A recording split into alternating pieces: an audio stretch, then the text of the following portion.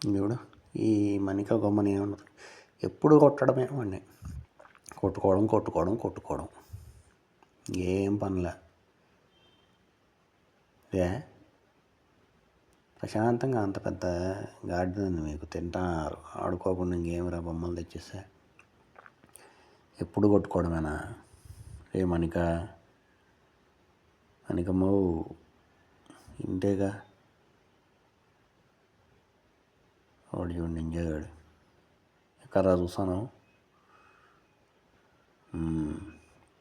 చీకట్లో మీ పాటలేందో. ఏదో ఒకటి చూడు నింజా, భయం మళ్ళీ ఆ పక్క పోవాలంటే.